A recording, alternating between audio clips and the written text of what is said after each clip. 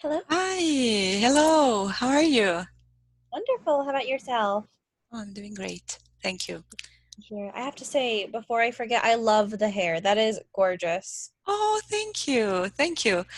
Oh, and Thank I loved your video, and Sounds I perfect. really loved your makeup in that video. Oh, thank you so Oh, much. and I love your nails too. I'm not. Oh, I have to say that's the only impressive cosmetology thing about me today. So I'm so sorry about that. Oh Um, no, but I do promise I do my makeup sometimes. but you do look So great. thank you, thank you.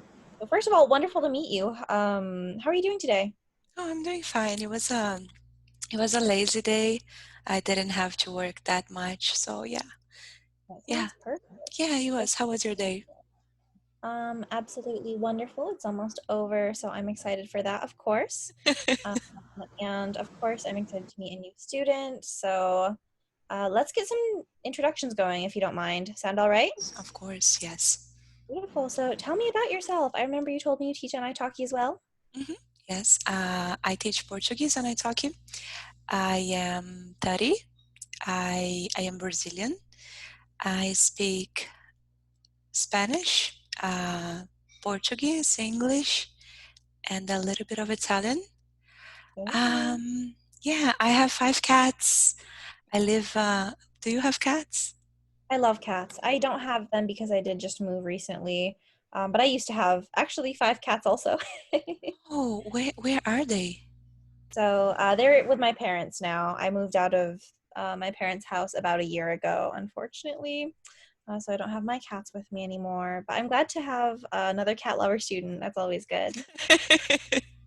Yeah, so I live in a state called Minas Gerais in Brazil, in a Okay. city called Montes Claros, yes, and yeah, and I really like I really like languages. I am also into psychology and self-development and spirituality, meditation. Great. Um, what else? I have 2 brothers. Yeah, and I live alone. Yeah, I love to teach. I love to meet meet people. Of Yeah, course. That's how you end up on italki, right? yeah, yeah, exactly. Yes, yes. So do you What mind about if I you? ask? hmm Oh yeah, let me do a quick introduction as well. So super nice to meet you. Let me make sure my pronunciation is correct. Camila. Yes. hmm Beautiful. So, Camila, it is wonderful to meet you. My name is Joe. You can also call me. I've heard in Portuguese it's Josefine. hmm Josefina. Josefina or Josefina. Josephine? Um, so wonderful to meet you. Either name is totally fine with me. Let me tell you a little bit about my teaching background. So, I've been teaching English for about a year. I can't believe it's been that long. Oh my goodness. I started teaching adult literacy in my local library for a program called Santa Clara Read. Um, our mission was adult literacy, which essentially means we help people who only speak English to learn to read and write. And this is a wonderful opportunity for me because it gave me exposure to a bunch of wonderful people who I wouldn't have had the chance to meet before. In addition to that, I've been tutoring high school students for quite a while, actually since I was in high school. And I've been doing italki for, let me think, about 3.5 months. So quite a short period of time, but it's been a wonderful experience. I love learning about different languages and different cultures. In addition to that, I do speak Mandarin Chinese. I've been studying for about 6 years. So let me know if Chinese is the next language on your itinerary. Oh, cool. Do you consider teaching Chinese? I really wish that I was at the level where I could teach people um, who really need to learn. But right now, I would say that I myself am an intermediate student. Mm. So I would say I can teach up to the intermediate level. Um, Besides that, I don't know if I have the Mhm, credibility, but mhm. it is very fun and I love the language. The grammar is much easier than Portuguese, I have to say. Besides that, as far as hobbies, I love to skateboard in my free time. I do a little bit of drawing, and I also enjoy doing the occasional computer science project. That's very interesting. Yes. Yeah. Mm-hmm. So one other thing I guess I'll touch on is that I do have, like I mentioned in my video, a little bit of a background in cosmetology, which obviously I haven't been doing since I've been teaching as much. They're very contrasting different worlds. Yeah, yeah, but it is interesting. One of my best friends, she's into cosmetology. That's how you say you pronounce One of my best friends is into cosmetology. That's correct. into cosmetology, and yeah, I find it beautiful. Yeah, she posts a lot of beautiful. Um, Not only, I mean, maybe. Well, you correct me if I'm wrong, but she posts things about not only the face but the body. Uh, like massage, things like that? Is the same thing or am I mistaken? That's actually a good question. Um, so as far as massage goes, cosmetology does some amount of massages. Normally, they're the massages involving the other areas that we work on. So that is like your face when you do facials, or your Yeah. hands and feet when you do manicures and pedicures. But we don't normally do full body massages. Oh, okay. Yeah, she posts things on facial too, facial treatments as well. Yes, Very it is interesting. I find it interesting. She she she quit law school uh, to get into cosmetology. No, cosmetology school. cosmetology. Cosmetology school. Do I say it like this? Cosmetology university or no? Normally, so let me explain. Do you know the difference between colleges and universities? I don't think so. No. No, you're good. So I'll touch on that real quick. Colleges can be anywhere from associates to masters. But when we talk about universities, those are normally all 4 years. So we normally consider them 4-year universities. Those are things like Harvard and Stanford. Those are the big ones that you spend your whole college life going to. Otherwise, colleges can just apply to any of them, and normally we call it beauty college Beauty or beauty college. school. Hmm. Yeah. So that's so cool, though. Hmm. And I totally forgot to ask, what is your general profession? General, what do you mean? Your general profession. So most of the people who teach on italki don't do this full time, right? They have some other job. For example, I am into cosmetology. I'm doing a haircut this Wednesday, right? But I also do italki for fun. Hmm. So what is your main profession? Oh, it is Italki. Oh, it is really. Yeah, That is it is. It is. cool. It is Italki. Yes, yes. It's been Italki for the past 2 years. It's the Oh only my thing I do. goodness. Yeah, yeah. How has that been for you? How do you feel about that? Oh, I love it. Well, there are times that are difficult. I have had phases.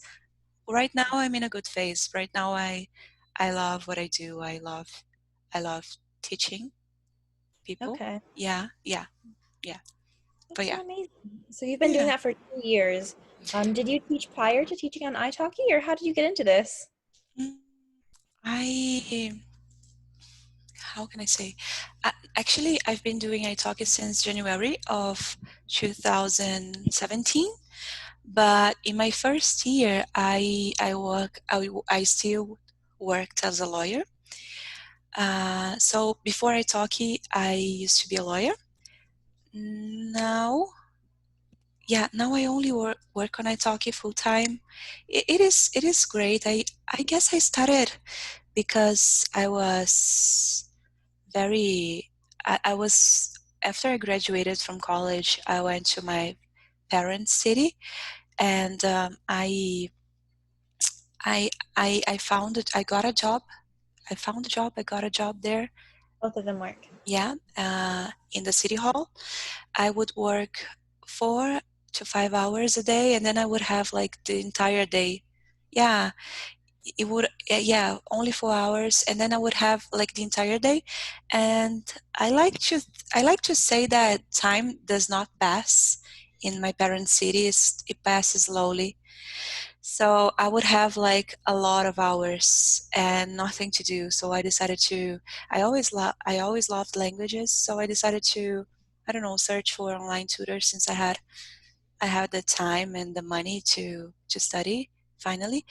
And then I found Italki, and then I started taking lessons with with a with an English teacher. She's still my teacher in 2016.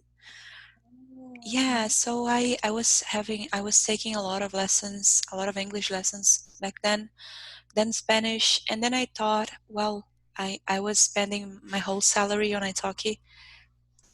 Yeah, so I thought maybe I will teach in order to have money to pay for my lessons. So I started teaching, and then I liked it, and then my students would tell me that I was good, and yeah, so that's the story.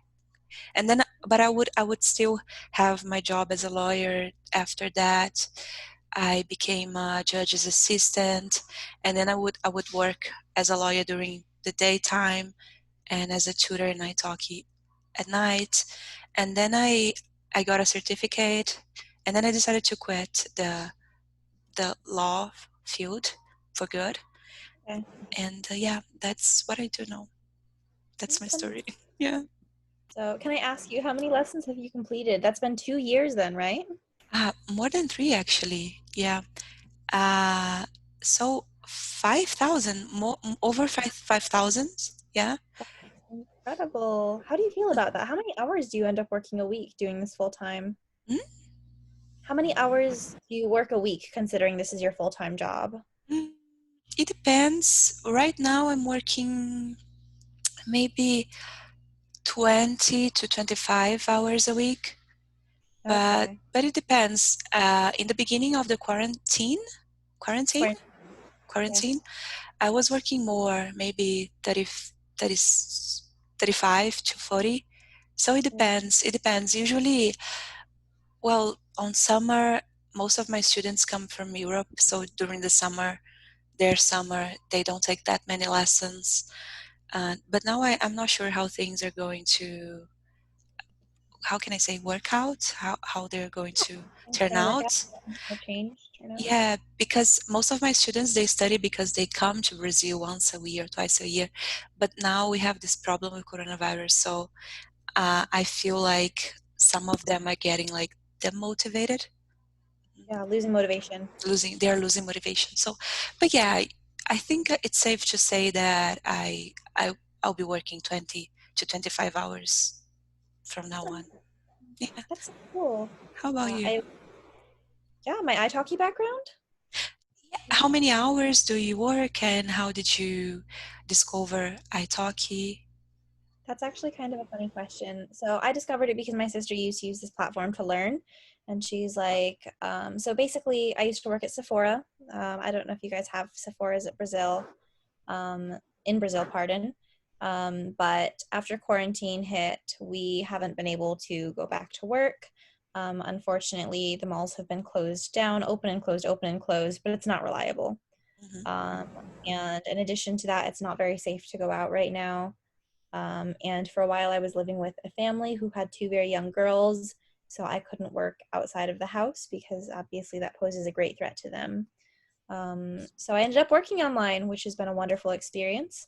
I've been teaching for about 3 months. Oh my goodness, 3 months on italki. And I'm about to hit 500 lessons, which is very exciting. Mhm. Uh, I have been, let me think, teaching. I calculated the last few weeks and I've been teaching at least 30 hours. I hit 40 hours last week. So right now this is kind of like my full-time job. Wow, that's a lot. So A it's lot very of fun for hours. me. It's kind of funny if you look at my schedule. Why? um, it's a little bit hectic. A And for little? the I'm sorry? It's a little bit hectic. Hectic? Hectic. Have you ever heard of that word before? Oh, sorry. HECTIC, hectic. So I sent it to you in the Zoom chat along with some other feedback. Uh-huh. Things that are hectic are a little bit hurried. Maybe they're a little bit crazy, right? A little bit intense.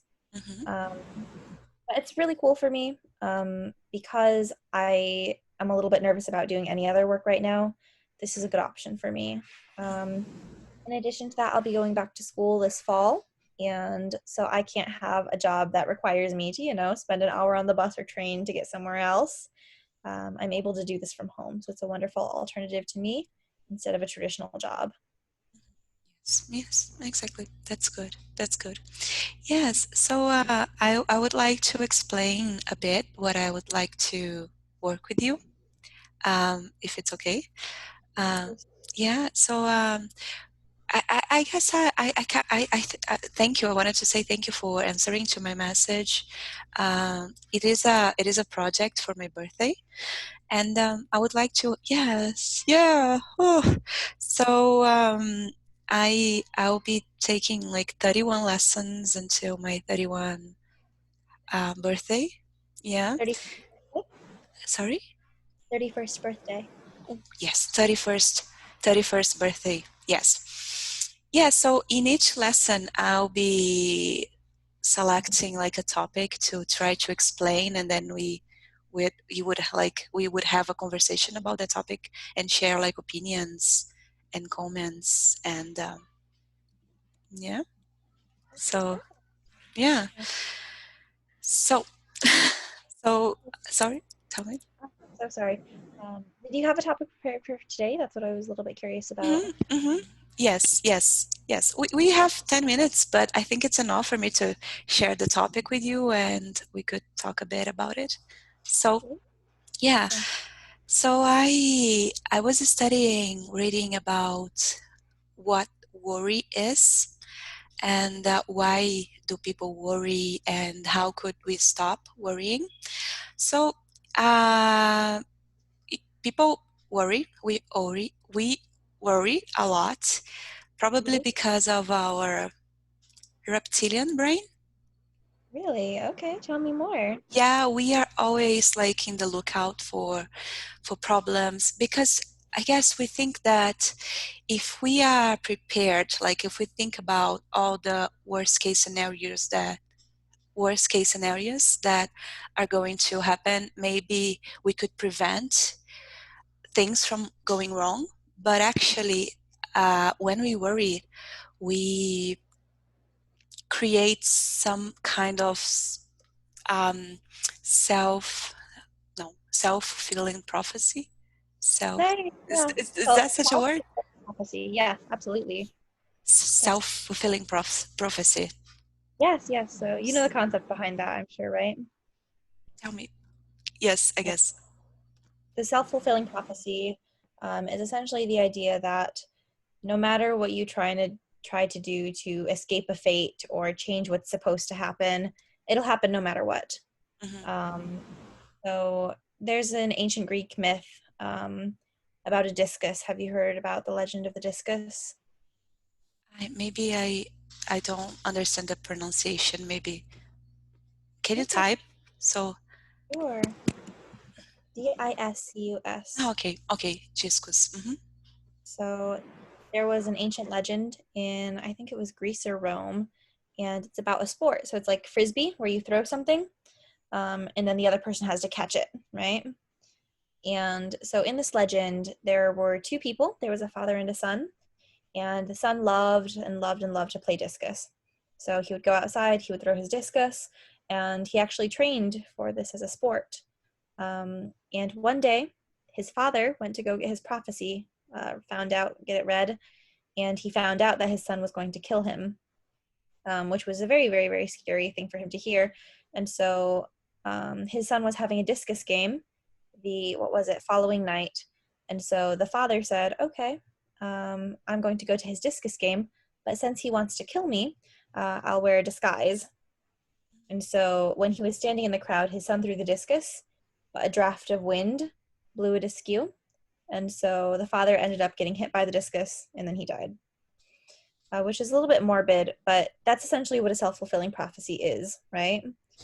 So no matter what you try to do to avoid a situation, it's going to happen no matter what, right? Yes.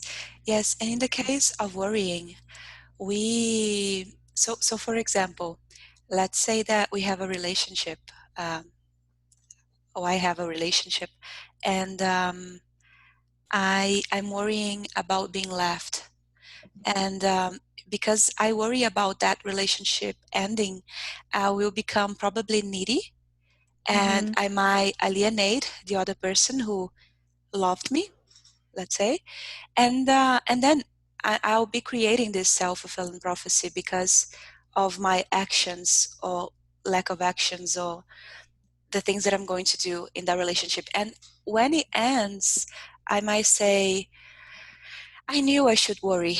See, I was totally right about worrying because look what happened. But actually, the worrying created the whole process.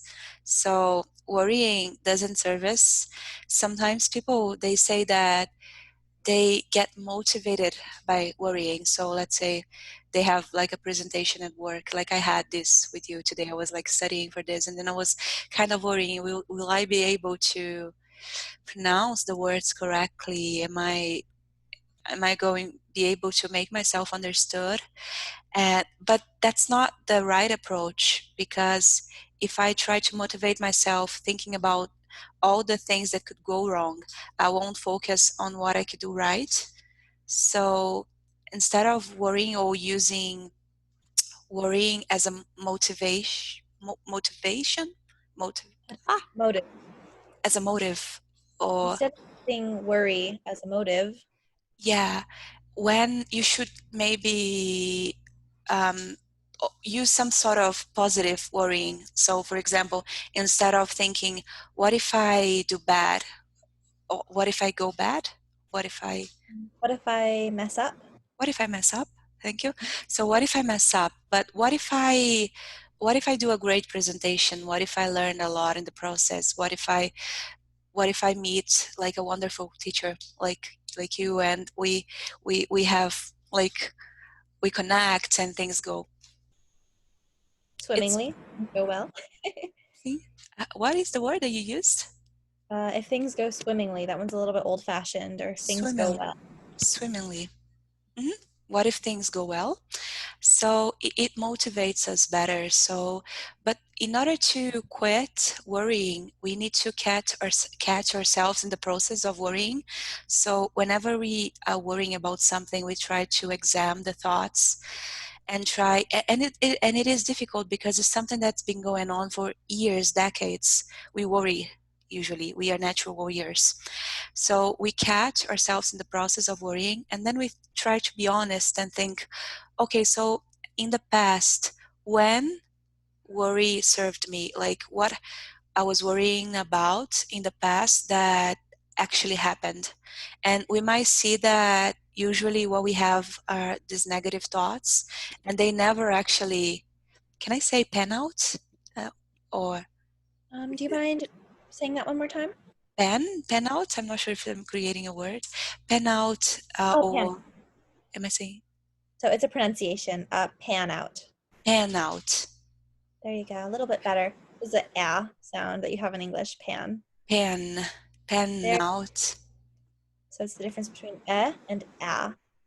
Pen, Pen, pan. pun. Pun? Oh, It's sorry. um just this is gonna be the grossest, worst sound you've ever heard. Ah. Ah, There you go. Pan. pan, There you go. pan, Pan out. pan out. It's the same ah, pan. Pen, pen, It's a very unique American sound. It's kind of like a mm, pinched pan, right? pan, pan. There you go. Like that is exactly it. Oh, That's thank you. it. Yeah, for sure. No, Yes. the accent is great though. I mean, suddenly you sound like an American, so I'm not gonna complain about how silly it seems, you know? Oh, thank you. I guess. Of course. Yeah, so I would like to ask you, do you worry a lot? Do I worry a lot personally? Mhm. All the time, always. Earlier, I had a student who didn't show up to class, and then she said she wanted, you'll probably understand my pain. I showed up to class, she did not. Then she said she had a confusion about her schedule, and she wanted to reschedule the lesson, even though I was there waiting for her the whole time. And I worried and I worried and I worried, and I said, what if Italki doesn't agree with me that I have the right reason to reject what she's saying? What if they don't accept what I want? What if I wasted my time? What if she stops becoming my student, right? Mhm. I always worry. Mhm. Yeah, I understand. We usually do, but it doesn't help actually. I know it's kind of obvious that we know deep down we know that worrying won't take us far, but how I think maybe worrying serves a purpose. Like we think that it protects us somehow, maybe. I see what you're saying. Like, I've thought of all the other possible options, so it has to be one of these, right? Yes, yes, you prepared somehow for Yes. everything that happens. But actually, when we are doing this, we are not doing what we're supposed to do. So let's say you create a business and you think all the possibilities that business could fail. If you're preparing for each scenario, there are infinite possibilities, like everything could happen. So you should just focus on doing your best. Like as a teacher, for example, you should just do your best and do what is right and expect that it will be okay. Like instead of like, what if, and preparing yourself for what, I don't know, a lot of possibilities. That's not good, but I do it too. Yeah. It's Yeah. very natural. Yeah, Um, I the know. sense of security. Yes. So, So thank you. my pleasure. I left you a couple of comments in Zoom. They're quite self-explanatory. The first sentence is exactly what you said. I haven't changed anything. And the second sentence is what I would say. In addition to that, there's some word suggestions or words we talked a little bit about today. So please feel free to read over those and let me know if you have any questions. And also please feel free to let me know if you'd like me to create a Google Docs create a Google Docs to keep all of these comments in if that's important for you to have a reference for later. Oh, thank you. It is important. I would love that. Thank you. Okay, perfect. So I can actually take a lot of these and add those in. Mhm. I'll create a folder for you, and as long as you can use Google Docs, I can actually get that sent out to you by next time. Sound good? Perfect. Thank you. It was lovely meeting you, Joe. I'm very happy with our conversation, and we talk soon, hopefully. Oh, absolutely. It'd be my pleasure. So I hope you have a wonderful day, evening? Yeah. Evening. Yeah. Thank Evening. Have a you too. wonderful evening, Camila. You Thank you so too. much. Talk to you soon. Talk Bye. to you soon. Bye.